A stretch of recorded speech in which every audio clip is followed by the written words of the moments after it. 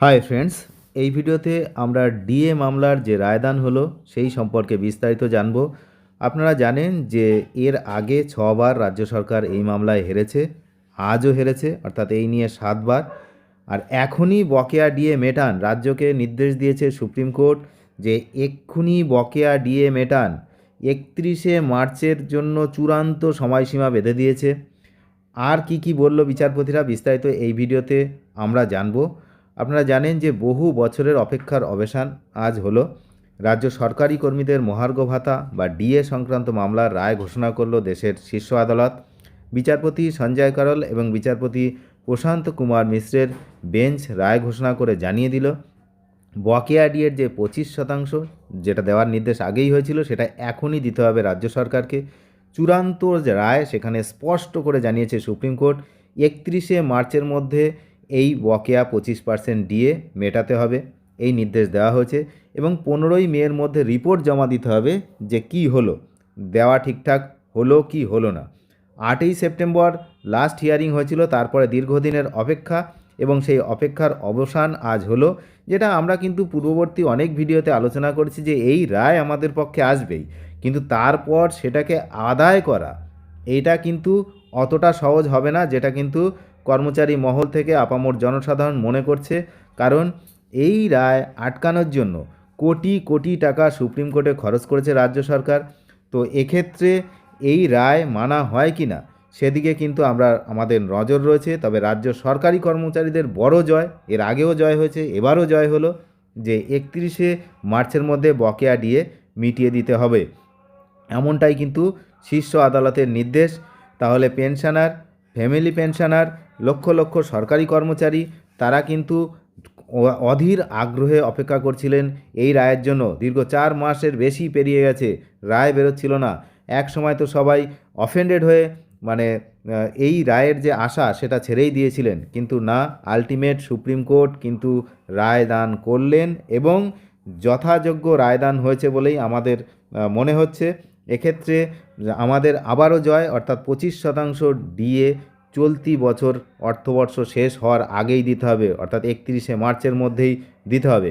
এখন যদি এই যে রায় মেনে ডিএ দিতে হয় তাহলে রাজ্য সরকারের উপরে কি হবে আপনারা জানেন, আগেই বলেছিলাম যে মোট 40,000-এর বেশি কোটি টাকা কিন্তু এই ডিএ বাকি রয়েছে। সুতরাং 25% দেওয়া মানে এই মুহূর্তে 10,000 কোটি টাকা খরচ করতে হবে রাজ্য সরকারকে। এটা কিন্তু রাজ্য সরকারের উপর একটা বড়সড় ধাক্কা এই মুহূর্তে আমরা মনে করছি।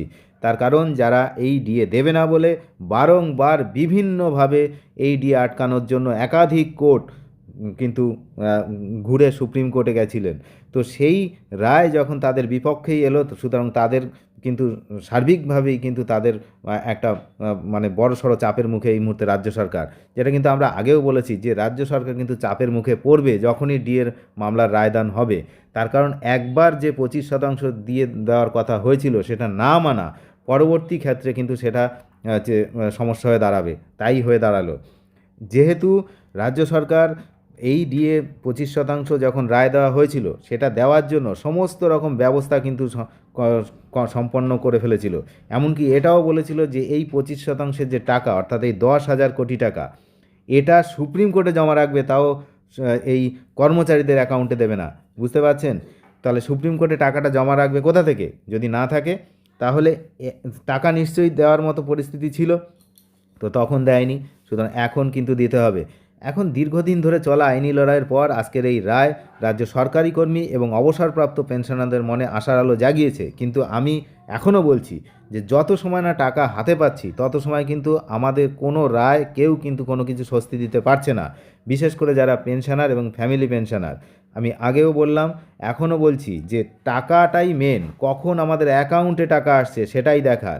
রায়দান অনেক হয়, তার ইমপ্লিমেশন কটা হয়, এই হচ্ছে ব্যাপার। আর যেহেতু এই যে ডিএর ব্যাপারে এর আগেও রাজ্য সরকার উদাসীন ছিল, এখনও উদাসীনই রয়েছে।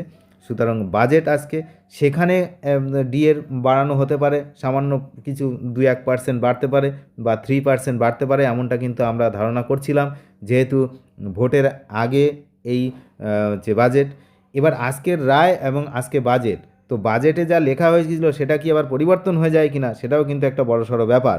যেহেতু এই ডিএ মামলায় রাজ্য সরকার হেরেছে, সুতরাং নতুন যে বাজেট সেই বাজেটে আর ডিএর ঘোষণা হবে কিনা, মানে অতিরিক্ত ডিএ বাড়বে কিনা যে পার্সেন্টেজটা, তো সেটাও কিন্তু আমরা নজর রাখছি, আপনারা নজর রাখুন।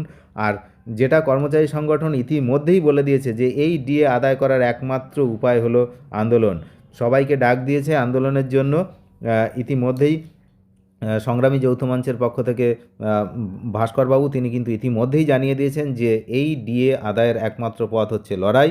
তো তারা আগামী দিনে কি কর্মসূচি নিচ্ছেন আমরা কিছুক্ষণ পরেই তাদের সাংবাদিক সম্মেলন হবে, আমরা জানতে পারবো যে এই রায় যে হলো এই রায় মেনে যাতে রাজ্য সরকার ডিএ দেয় তার জন্য সংগ্রামী যৌথ মঞ্চ থেকে যে সমস্ত কনফেডারেশন রয়েছেন, যারা যারা রয়েছেন এই সরকারি কর্মচারী সংগঠন, তো তারা কি পদক্ষেপ নিচ্ছে সেদিকেও আমরা নজর রাখছি।